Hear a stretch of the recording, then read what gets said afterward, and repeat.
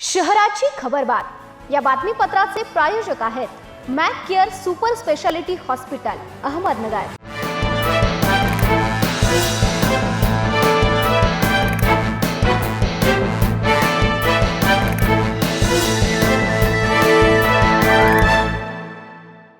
नमस्कार, मी साक्षी। न्यूज 24 सह्याद्रीमध्ये तुमचं स्वागत।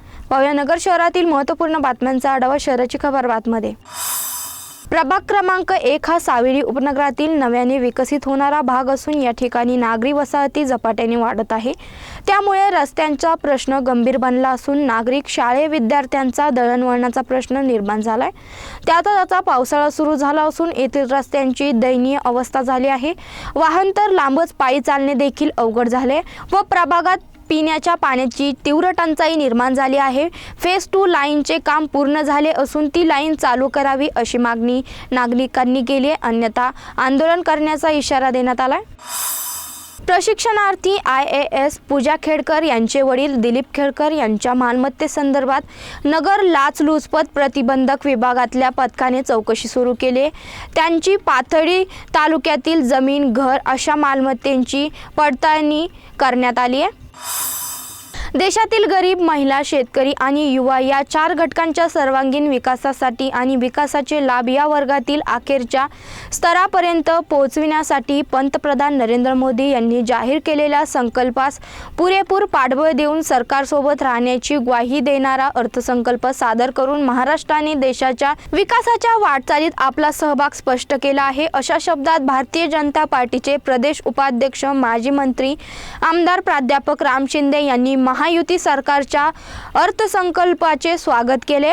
भारतीय जनता पार्टी प्रदेशाध्यक्ष सूचनेनुसार आज नगर शहरातील सावेडी मंडळ आयोजित बैठक माजी मंत्री, आमदार प्राध्यापक राम शिंदे यांची प्रमुख उपस्थितीत बैठक संपन्न झाली। अहमदनगर जिल्ह्यात अनेक भागात चोरी, मारी, लूट आदींच्या घटना घडताना दिसत आहेत।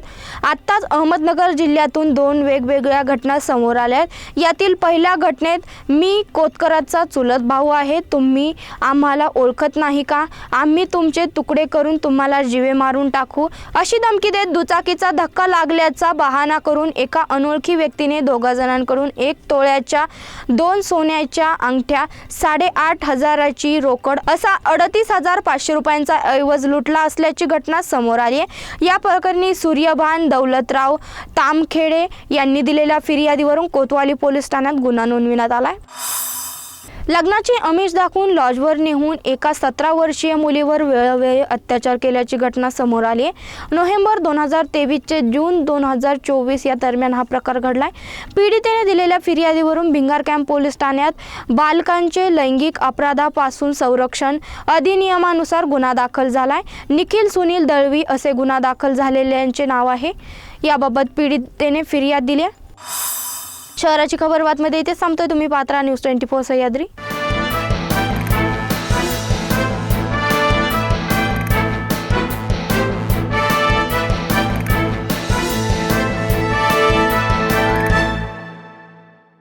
शहराची खबरबात या बातमीपत्राचे प्रायोजक होते Mac care super speciality hospital Ahmednagar.